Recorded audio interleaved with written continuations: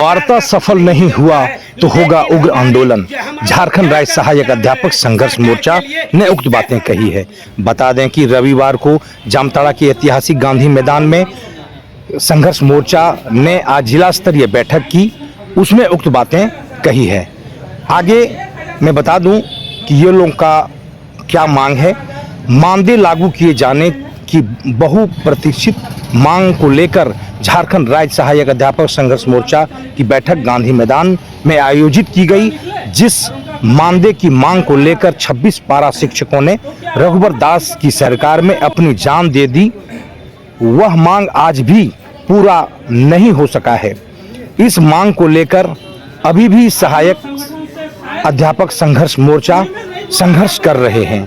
आगामी 12 अगस्त को रांची के मुख्यमंत्री, शिक्षा मंत्री के साथ सहायक अध्यापक संघर्ष मोर्चा की बैठक होनी तय हुआ है, जिसमें मानदेय पर निर्णय लिया जाएगा।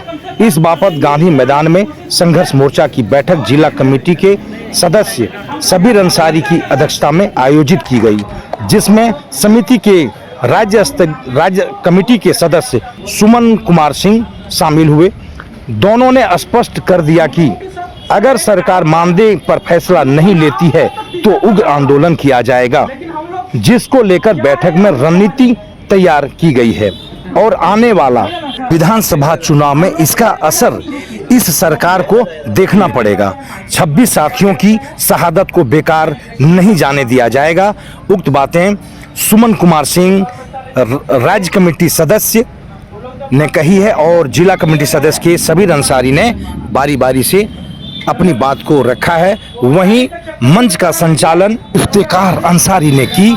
अब आगे सबीर अंसारी की बातों को सुने। बैठक का मुख्य मुद्दा ये है कि झारखंड राज्य सहायक अध्यापक संघर्ष मोर्चा के तत्वाधान में जामताड़ा जिला में आज गांधी मैदान में बैठक हुआ। इसका मुख्य उद्देश्य राज्य सरकार के साथ, शिक्षा मंत्री के साथ जो हम लोग की 12 अगस्त को जो वार्ता है शिक्षकों के साथ, वो कैसे हम लोग का कामयाब हो, और अगर कामयाब नहीं हो, सफल नहीं हो, तो आगे की रणनीति हम लोग तैयार करने के लिए गांधी मैदान में बैठे हैं। और दूसरी बात है, हम लोग आज यहाँ से फिर ग्रामीण विकास राज्य मंत्री इरफान अंसारी से हम लोग मुलाकात करेंगे और उनसे पूछेंगे, सवाल करेंगे हम लोग का वेतनमान कैसे मिलेगा, आप उसमें साक्षी रहिएगा और हम लोग को वेतनमान मिले, ये उनसे सवाल करना है। अभी आपने जिला कमेटी के सदस्य सबीर अंसारी की बातों को सुना। अब राज्य कमेटी के सदस्य सुमन कुमार सिंह की बातों को सुने। क्या रणनीति चल रही है, सुने। बहुत चिंता का विषय है और हम लोग हतप्रभ हैं, दुखी हैं, चिंतित हैं कि अगर माननीय मुख्यमंत्री जो अहम पद पर बैठे हैं और खाँटी झारखंडी सहायक अध्यापक हैं और उनसे वादा करके मुकर रहे हैं, हम लोग वेतनमान के लिए हर हाल में 26 साथी रघुवर समय शासनकाल में 26 साथी ने शहीदी दी।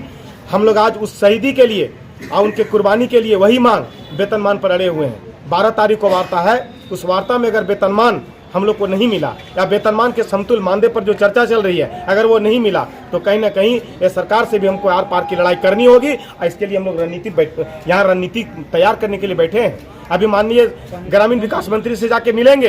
50,000 की बात उन्होंने कहा था मानदेय देने का, आज मंत्री बन गए, उनकी सरकार है, उनके हाथ में बहुत पावर है। हम कहना चाहते हैं कि आप कम से कम अपनी बात तो कह दीजिए, मुख्यमंत्री से अपनी बात को अवगत तो करा दीजिए कि उनको 50,000 देने की बात थी, कम से कम 40,000 भी तो दिला दीजिए। अरे कुछ नहीं दिला दीजिए तो वेतनमान के समतुल मानदेय तो दिला दीजिए, जो दिन रात या अपने मेहनत से शिक्षा के स्तर को झारखंड में उच्चतम स्तर तक ले जाने का काम किया। कम से कम उसका ख्याल कीजिए, नहीं तो चुनाव है, चुनाव में हम लोग किस रणनीति के तक काम करते हैं और जो तानाशाही रवैया अपनाता है उसका क्या दुर्गति होता है, ये झारखंड में हम लोग करके दिखला दिए हैं। इसलिए ज्यादा कुछ नहीं बोलेंगे, हम लोग अपने रणनीति पर काम करते हैं। हम लोग की रणनीति चल रही है, दिन रात हम लोग जूम मीटिंग करके, आपस में समन्वय बैठा करके मीटिंग करके हम लोग चुनाव की तैयारी कर रहे हैं कि किसको चुनाव में लाना है और किसको गद्दी से बेदखल करना है। ये रणनीति बन रही है। हम लोग को वेतनमान चाहिए।